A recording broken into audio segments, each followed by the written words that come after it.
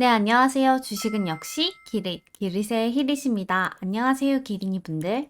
시황 정리를 보신 분들은 알고 계시겠지만 기릿의 컨디션이 오늘 좋지 않아서 제가 진행하게 되었습니다. 기릿의 진행에 비해서 진행이 매끄럽지 못하더라도 양해 부탁드립니다. 그럼 오늘은 어떤 경제 이슈들이 있었는지 간단하고 빠르게 살펴보도록 할게요.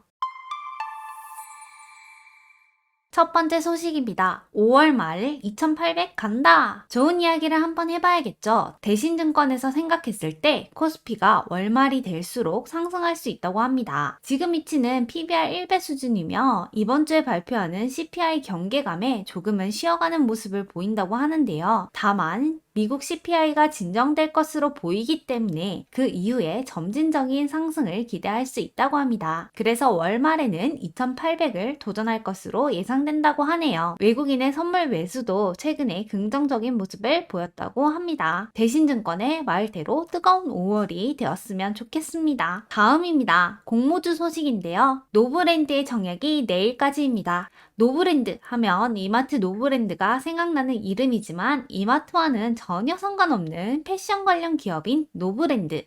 내일까지 청약을 삼성증권에서 진행합니다. 공모 밴드 상단은 1.1만 원이었는데요. 데이터가 좋다 보니까 1.4만 원으로 확정이 되었습니다. 우리 입장에서는 아쉽지만 그럼에도 환매 청구권이 3개월짜리가 있기 때문에 청약을 해야겠죠.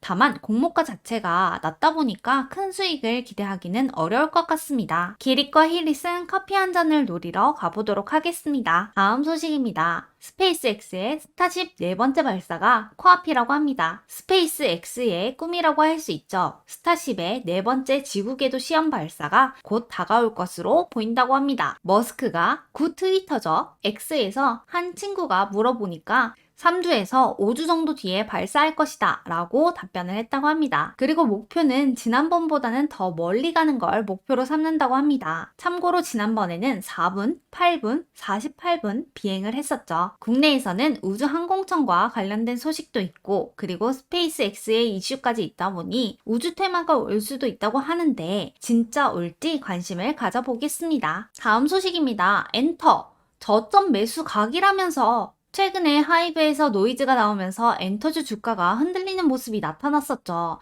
하지만 하반기에는 엔터의 실적 개선이 기대된다는 말과 함께 매수 기회라는 이야기가 많았습니다. 그러나 오늘 JYP에서는 1분기 어잉 쇼크에 따른 목표가 하락 리포트가 나오면서 엔터주가 모두 박살이 나는 모습입니다. 특히 JYP 같은 경우에는 10%가 넘는 낙폭을 보여줬는데요. 스트레이키즈의 컴백이 뒤로 밀린다는 소식까지 나오면서 실적이 2분기에도 나쁠 것으로 예상된다고 합니다. 다만 결국엔 컴백을 한다는 거면 이 하락이 매수 기회가 될 수 있겠죠. 단기 하락이 끝나고 바닥을 다질 때 엔터에 매수할 용기를 가져봐야겠습니다. 그리고 다음은 미용기기 관련주죠. 원택에 대한 소식입니다. 금요일에 원택은 시간의 하한가를 갔는데요. 그리고 오늘도 20% 넘게 급락하는 모습을 보여줬습니다. 그런데 신한증권에서는 이게 강력한 매수 기회라고 언급을 했다고 하네요. 원택이 이렇게 급락한 것은 1분기 어닝 쇼크 때문인데요. 그런데 이게 다 이유가 있다고 합니다. 법인 설립으로 50억 원의 매출이 인식되는 시점이 2분기로 이연이 되면서 실적이 쇼크난 것이라고 하네요. 내수 경쟁으로 인한 장비 둔화 우려는 여전하지만 수요의 척도라고 할 수 있는 소모품 판매는 오히려 서프라이즈를 기록했다고 합니다. 그리고 해외 장비 판매 대수도 전년 동기 대비 200%가 넘게 올랐다고 하네요. 그래서 신한증권에서는 지금이 강력한 저점 매수 기회다 라고 말했습니다. 다음입니다. 카카오가 유럽 웹툰 사업을 철수한다는 소식입니다. 카카오 피코마가 프랑스에 진출한 지 벌써 3년이 되었다고 하는데요. 이 3년 만에 사업을 철수한다고 하네요. 프랑스의 만화 시장은 일본과 함께 세계에서 손꼽히는 편인데요. 특히 프랑스는 일본 만화에 대한 선호도가 높다고 알려져 있죠. 그래서 카카오 피코마는 일본 만화와 한국 웹툰을 동시에 서비스하면서 사업을 확장하기 위해서 프랑스에 진출했었는데요. 생각만큼 쉽지 않았나 봅니다. 프랑스의 디지털 만화 시장 성장이 전 세계 평균보다 밑도는 모습을 보여주면서 프랑스 사업을 철수하고 다른 곳에 주력할 것으로 보인다고 하네요. 다음은 애플 관련 소식입니다. 애플 폴더블 할까? 대만의 한 IT 전문 매체에 따르면 애플이 삼성 디스플레이와 폴더블 개발을 위한 계약을 맺었다는 소식이 나왔습니다. 분명 올해 초만 해도 애플이 내구성 문제 때문에 폴더블 폰 개발을 중단했다는 소식이 나왔었는데요. 그런데 국내 디스플레이 업계에 따르면 계속해서 폴더블 테스트가 진행되어 왔었다고 하네요. 정확한 디스플레이의 종류는 확정되지 않았지만 아마 폴더블 태블릿이 아니겠느냐라는 이야기가 나오고 있다고 합니다. 성공적으로 데뷔를 한다면 차후에는 아이폰에도 적용될 수 있지 않을까요? 어쨌든 이러한 소식으로 오늘 폴더블 관련 부품주들이 상승하는 모습을 보였습니다. 그리고 애플과 오픈 AI가 계약을 추진 중이라는 소식이 나왔는데요. iOS 18에서 챗 GPT의 기능을 사용하기 위해서 계약 조건을 마무리하고 있다고 하네요. 계약이 마무리되면 챗 GPT 기술이 적용된 시리를 만나볼 수 있겠죠? 그런데 애플이 오픈 AI와 독점 계약을 맺을지는 확인되지 않는다고 합니다. 구글과도 비슷한 협상을 진행하고 있기 때문이라고 하네요. 그리고 이렇게 AI가 적용된 아이폰 16은 오는 9월에 공개될 예정인데요. 첫 AI 폰이다 보니까 교체 수요가 자극될 것이라는 전망을 함께 공부했었죠. 그래서 국내 OLED와 아이폰 관련주들이 수혜를 받을 수 있을 것이라고 하는데 잘 지켜봐야겠습니다. 이어서 또 AI 소식입니다. 소프트뱅크가 AI 사업을 검토 중이라고 하네요. 소프트뱅크의 손정희 회장이 AI 혁명에 대응할 사업을 구상 중이라고 하는데요. 핵심 구상은 AI 전용 반도체 개발로 엔비디아처럼 팹리스를 하는 것이라고 합니다. 소프트뱅크는 ARM을 가지고 있죠. ARM에서 새 조직을 만드는 형식으로 진행될 것으로 보인다고 합니다. 제조는 TSMC를 통해서 진행할 것으로 보이며 2025년 봄까지 시제품을 제작하고 가을에 양산하는 것이 목표라고 하네요. 소프트뱅크는 그동안 1990년도에는 인터넷 기반 사업, 2000년도에는 모바일 사업, 2017년에는 비전 펀드를 운용하는 등 시대적 흐름을 맞춰서 주력 사업을 전환해 왔다고 합니다. 그리고 이제는 그 주력 사업이 AI가 될 것으로 보인다고 하네요. 다음 소식입니다. TSMC가 AI 칩 수요에 힘입어서 4월 매출이 전년 동월 대비 60%가량 증가했다고 합니다. 3월 달이랑 비교를 해도 34%나 증가했다고 하네요. 또 1월부터 4월까지만 보더라도 전년 같은 기간과 비교했을 때 매출이 26%나 증가하는 모습을 보였는데요. 대만 강진으로 인해서 피해를 입은 거 아니냐라는 이야기가 나오기도 했었는데 끄떡없는 모습이네요. 참고로 TSMC는 올해 AI 열풍으로 인해서 연 매출이 20에서 25%나 증가할 것이라고 합니다.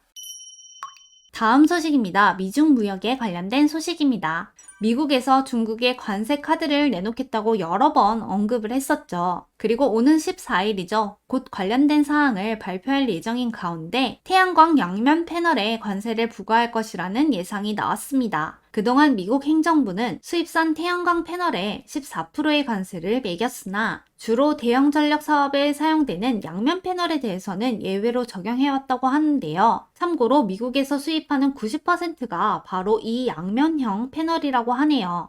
그러다 보니까 미국의 패널 가격이 폭락했고 태양광 제조 산업은 IRA 보조금 지급에도 불구하고 침체되는 모습을 보였다고 합니다. 그리고 미국에서 관세 카드를 꺼낸 건 태양광뿐만이 아니죠. 전기차도 관세를 상향한다고 합니다. 기존에는 25%였던 관세를 100%까지 4배나 상승시키는 방안을 검토 중이라고 하는데요. 그러면 어떠한 영향이 있을까요? 미국의 ITC에 따르면 미국뿐만 아니라 세계 여러 국가에서 함께 중국산 전기차와 하이브리드에 대한 관세를 20% 상향한다면 중국산 전기차의 수출 감소량은 60%나 된다고 합니다. 그리고 그만큼 다른 국가들의 수출도 증가하게 되겠죠? 미국은 13%, 한국은 10%, EU는 7%가 증가할 수 있다고 하네요. 한편 미국은 아직 전기차 부품에 관한 관세 소식은 언급이 없었죠. 만약 이를 20% 올린다면 어떻게 되나 봤더니 중국산 부품 수출은 24%가 감소하는데 EU는 43%, 한국은 37%, 일본은 23%, 미국은 22%가 증가할 수 있다고 합니다. 하지만 이렇게 되면 부품 수입 비용이 증가하면서 전기차의 수출 가격도 2에서 5% 상승할 수 있다고 합니다. 이어서 2차 전지에 관련한 소식을 계속 보도록 하겠습니다. 포드에서 배터리 주문을 축소했다는 소식입니다. 완성차 업체인 포드에서 전기차 부문 손실이 증가하면서 배터리 주문을 축소한다는 결정을 내렸습니다. 포드는 올해 전기차 손실이 최대 55억 달러에 이를 것이라고 전망했는데요. 1분기 포드 전기차의 한 대당 손실은 10만 달러라고 합니다. 이는 전년 동기와 대비했을 때 2배나 늘어난 모습이라고 하네요. 이 상태가 지속된다면 전기차 부문의 손실이 내연기관의 수익을 다 덮을 수 있다는 분석까지 나왔다고 하는데요. 그래서 심각한 위기를 느낀 포드는 전기차 생산을 축소하기로 했고, 그에 따라 공급사인 SK온, LG에너지솔루션, CATL이 영향을 받을 것으로 보인다고 합니다. 이렇게 2차전지 업체는 팔리지 않는 재고 자산을 떠안을 수 있다고 하는데요. 또 나아가서 2차전지 핵심 광물들의 가격에도 영향을 줄 수 있을 것으로 보인다고 합니다. 다음은 LNF에 관련된 소식인데요. LNF가 최악의 실적을 발표했습니다. LNF는 1분기 영업이익이 시장 예상치보다 50% 이상 하회하는 실적을 발표했는데요. 1분기 양극재 판매량이 전 분기보다는 증가하는 모습을 보였으나 ASP가, 그러니까 판매가죠. 판매가가 18%나 하락했다고 합니다. 리튬 가격이 급락하면서 가격과 연동되어 역레깅 효과가 발생했는데요. 역레깅 효과는 비싸게 사서 싸게 파는 것을 말합니다. 이로 인해서 수익성이 훼손되고 재고평가 손실로 이어졌다고 하네요. 그럼에도 가이던스에서는 에코프로에 비해서 희망적이었다고 하는데요. 너무 최악이다 보니까 더 나빠질 부분이 없었다고 합니다. 리튬 구매 전략 실패에 악영향은 1분기 재고평가 손실에 이미 반영이 되었고, 올해 SK온과 유럽 회사 등 추가 고객사를 확보한 것도 긍정적이라고 하네요. 그래서인지 오늘 LNF는 실적 초크를 발표했음에도 불구하고 2%가량 상승하는 모습을 보였습니다. 다음은 에코프로 머티리얼즈에 대한 소식입니다. 오버행 우려가 나오고 있다고 하네요. 오는 17일 에코프로 머티의 전체 주식 중에 32%를 차지하는 물량이 해제된다고 합니다. 이번 물량은 6개월 보호예수 물량 해제로 그중 2대 주주인 BRB 캐피탈 매니지먼트의 물량이 대거 포함되어 있다고 하는데요. 해당 펀드를 결성한 지도 벌써 7년이 넘어가다 보니까 보호예수 해제 시점에 맞춰서 블록딜을 추진하고 있다는 소식도 나오고 있습니다. 그래서 오버행 우려감이 주가를 누르고 있는 모습이네요. 한편 해당 VC의 대표가 종소세 납부를 두고 국세청과 다툼을 벌이고 있어서 회수 시점이 멀어질 수 있다는 주장도 나오고 있습니다. 지난 10일 종가를 기준으로 전량을 처분한다고 가정을 했을 때 1.7조의 회수 성과를 거둘 수 있다고 하는데요. 그러면 성과 보수만 수천억이 이른다고 하고 여기에 대한 세금 이슈가 있다고 합니다. 그래서 소송이 끝날 때까지는 팔지 않을 수도 있다라는 분석도 있다고 합니다. 마지막으로 현대건설에 관련된 소식을 보고 끝내보도록 하겠습니다. 아마존 웹서비스의 한국 자체 데이터 센터 건설의 시공사로 현대건설이 선정되었다고 합니다. 해당 데이터 센터는 인천 서구 공업지역에 짓는 것으로 연면적 기준 축구장 면적의 6배 크기로 이루어진다고 하는데요. 사업 규모만 5천억에 이르다 보니 수주 경쟁이 치열했었다고 하네요. AWS는 올해 하반기 내에 착공을 주문했으며 준공까지는 약 2년의 시간이 소요될 것으로 보인다고 합니다. 한편 이러한 소식이 나왔음에도 불구하고 현대건설의 주가는 시장의 관심을 받지 못하는 모습이네요. 오늘은 저 히리시 진행을 하다 보니까 짧게 끝내보았는데요. 내일은 더 알찬 내용으로 여러분들을 만나러 오겠습니다. 지금까지 시청해주셔서 정말 감사합니다. 히리시였습니다. 빠이요.